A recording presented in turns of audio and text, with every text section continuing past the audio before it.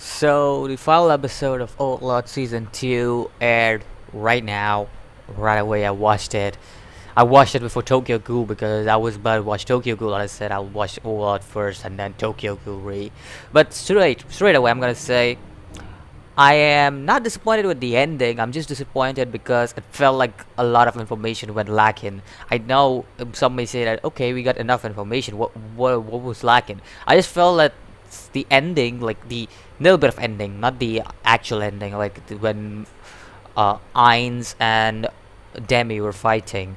Those two were fighting. They kind of missed out on some information. I just felt that because I know in a light novel there must be some kind of information they missed on that.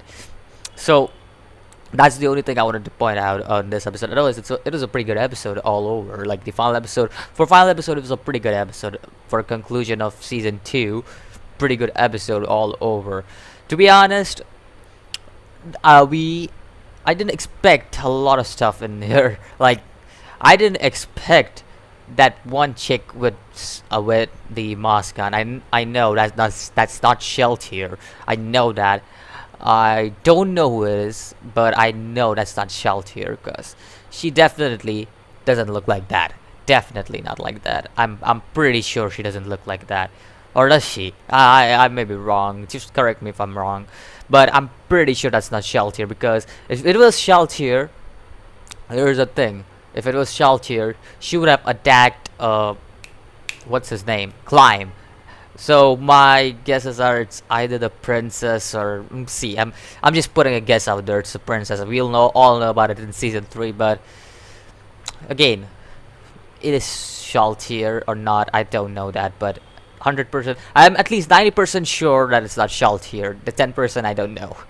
But other than that, the fights, awesome all over. I love the fight scenes in this episode, like especially those creatures that came out, the hellhounds, the huge creature with the faces coming out, human faces coming out of it. All those creatures, awesome, awesome creatures. To be honest, now all those aside, let's talk about the merits that Demi was talking about when he was talking to Ainz. So basically, Demi said to Ainz that there are 4 merits of this capital invasion. First of all, the storage. The storage, basically they invaded the storage so that there will be no money issues, because we could see that Ainz had money issues at the very start of the series. Like as soon as we see the series start, we see that Ainz is having money issues and stuff.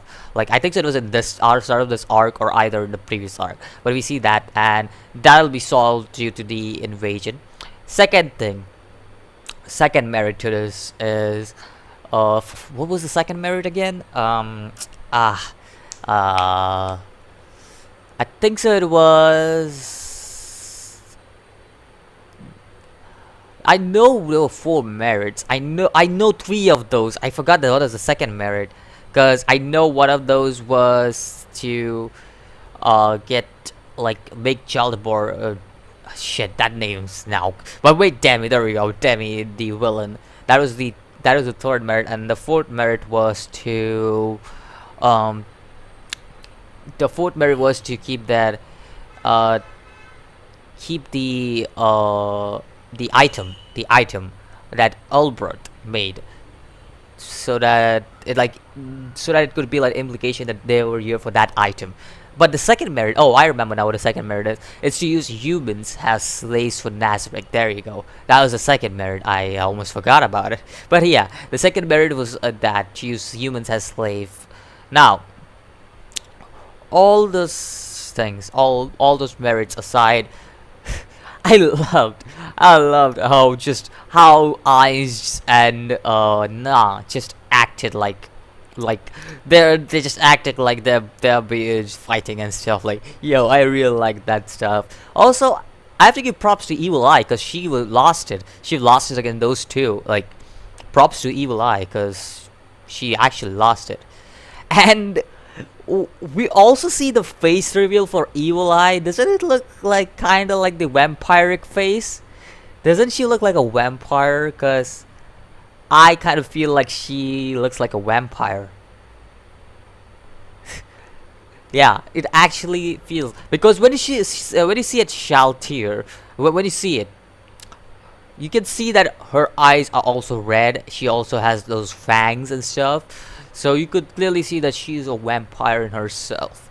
But and same features were presented with Evil Eye, that she had red eyes and she also had fangs. So it was like they were not huge fangs like vampiric fangs, but you could see that tiny fangs. So it's like, is she a vampire now?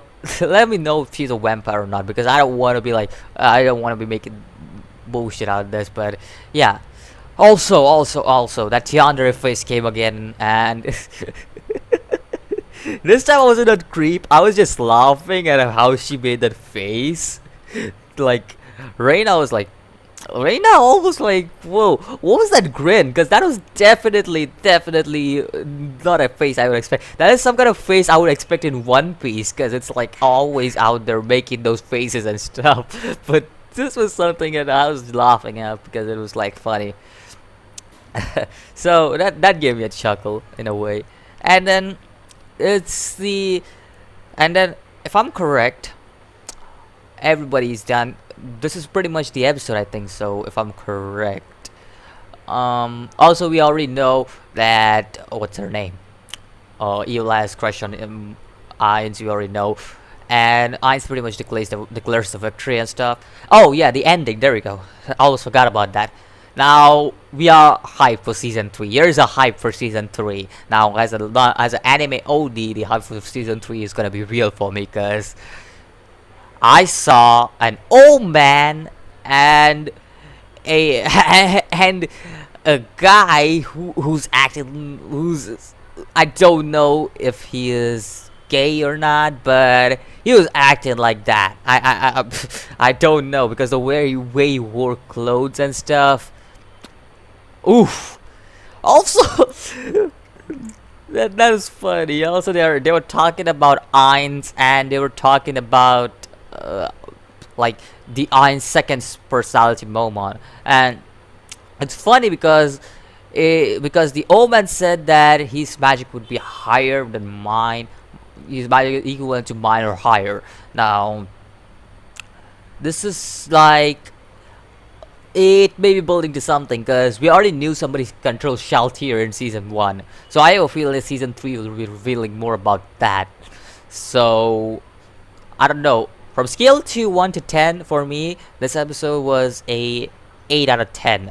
Again, I felt lacking, like I said in the start, I felt lacking, and something lacking in this episode. Overall, the series was a 9 out of 10 for me, because personally, people say they didn't like the Lizard arc. I liked it as a storytelling point of view. I liked it as, I mean, yeah, there was some awkward stuff in the Lizard arc.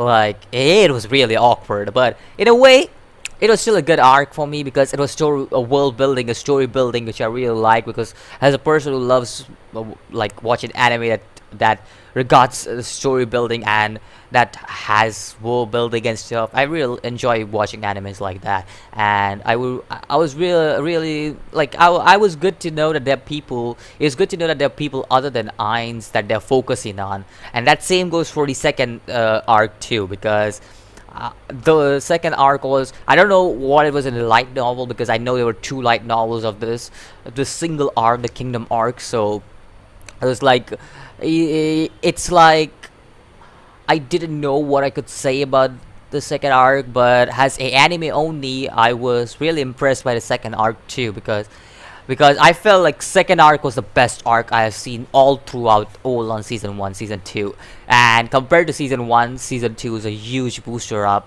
Even though people will say Lizard arc was trash, I still like it. I love this Kingdom arc. I really do. It is the best arc I've seen in Overlord. Otherwise, one of the best arcs I've seen in anime all over. Because normally when it comes to wars, I see a lot of anime screwing up in a lot of ways. But this Overlord did a good job when it came to war. Like, I know that in a way Demi and Ainz were working together, but still it was a war arc. It was still a war arc, and I still liked it because they did a good job with war arc, because a lot of anime again screw up the war arc. So I really like this arc, to be honest. I don't know if there's a war arc in future or not, but this was decent. This was a good arc. So in a way, I liked it. Let me know where you scale this series from 1 to 10. Again, I said I scaled from 9 to 10, 9 out of 10 because of all the story building and telling and world building and aspects and stuff, like different creatures, new surroundings and stuff. I really liked it. That's why 9 out of 10. Even the animations, awesome. And I give props to Studio Madhouse because they didn't censor shit. Like, I really like that. So all over 9 out of 10 the whole series. Let me know where do you scale this episode. Let me know where do you scale the series down in the comments below, and I'll meet you in season 3 of Overlord. So until then, peace.